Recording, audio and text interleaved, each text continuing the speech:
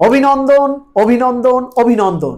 যারা সরকারি নার্সিং কলেজে চান্স পেয়েছো তোমাদের প্রত্যেককেই জানাচ্ছি কনগ্রাচুলেশন এবং অভিনন্দন। এর সাথে সাথে আমরা ইনশাল্লাহ একটা সুইটেবল সময় তোমাদেরকে নিশ্চয়ই একটা জায়গায় ডেকে আমরা ফুলেল শুভেচ্ছা জানাবো। আজকে তোমরা যারা সরকারি নার্সিং কলেজে চান্স প্রাপ্ত হয়েছো তাদের ভর্তির জন্য কি কি কাগজপত্র দরকার এবং তোমরা যারা সরকারি নার্সিং পেয়েছো দেখা যায় তুলনামূলক একটু দুর্বল সরকারি নার্সিং কলেজ যেমন বান্দরবান বা সুনামগঞ্জ, তুমি ভালো জায়গা আসতে চাও, ঢাকা নার্সিং কলেজে আসতে চাও, শেরে বাংলা, তাহলে তোমাদের কি করণীয় সেই বিষয়ে আলোচনা করব। তাহলে প্রথমেই তোমাদেরকে কনগ্রাচুলেশন দিচ্ছি যে তোমরা সরকারি নার্সিং কলেজে চান্স পেয়েছো, সেজন্য তোমাদের সবাইকে কনগ্রাচুলেশন। এবার আমরা দেখতে চাই যে ভর্তির জন্য কি কি কাগজপত্র তোমাকে রেডি করতে হবে। প্রথমেই এসএসসি এবং এইচএসসি পরীক্ষার যে মূল মার্কশিট বা ট্রান্সক্রিপ্ট এগুলো কিন্তু এবং মূল সার্টিফিকেট যেটা এগুলো কিন্তু সবাই কালেকশন করে নেবা কলেজ থেকে। এরপরে নার্সিং ভর্তি পরীক্ষার যে মূল প্রবেশপত্র যেটা দিয়ে তোমরা ভর্তি পরীক্ষার সময় অ্যাটেন্ড করেছো সেই যে তোমার মূল প্রবেশপত্র এবং তোমাদের যে রেজাল্ট শিট যেখানে তোমার নাম আসছে নার্সিং কলেজের যেখানে তুমি সিলেকশন হয়েছো সেই রেজাল্টটা লাগবে। এরপরে তোমরা ইউনিয়ন পরিষদ থেকে অথবা তোমরা যারা শহরে থাকো সিটি কর্পোরেশন থেকে, যারা পৌরসভায় থাকো পৌরসভা থেকে একটা নাগরিকত্ব সনদ তোমার আনতে হবে ওইখান থেকে। এরপরে জন্ম নিবন্ধন তোমার ইউনিয়ন পরিষদ বা পৌরসভা বা সিটি কর্পোরেশন থেকে তোমার জন্ম নিবন্ধনের যে সনদ সেটা কিন্তু লাগবে।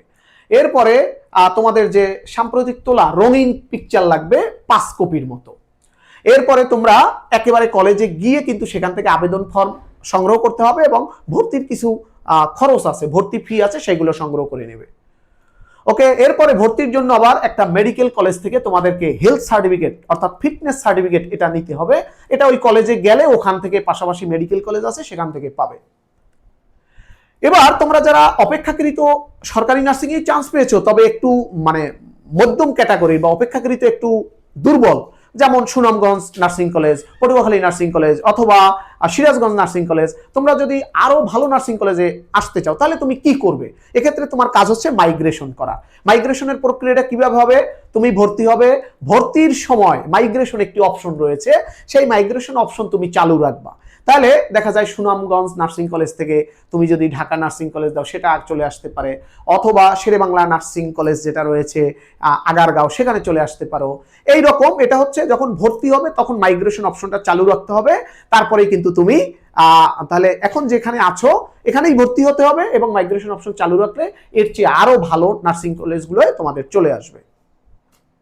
তাহলে তোমরা সবাই অতি দ্রুত এই কাগজগুলো জোগাড় করে সরকারি নার্সিং কলেজে ভর্তি হয়ে যাও এবং মাইগ্রেশনের জন্য যদি কেউ মাইগ্রেশন চাও তাহলে সেই অপশনটা চালু রাখো এবং মাইগ্রেশন করে আরো বেটার কলেজে আসো। ইনশাল্লাহ তোমরা মানুষের কল্যাণে নিজেদের জীবন নিয়োজিত রেখে নিজেরাও ধন্য হবে, মানব সেবায় নিজেদেরকে নিয়োজিত রাখতে পারবে।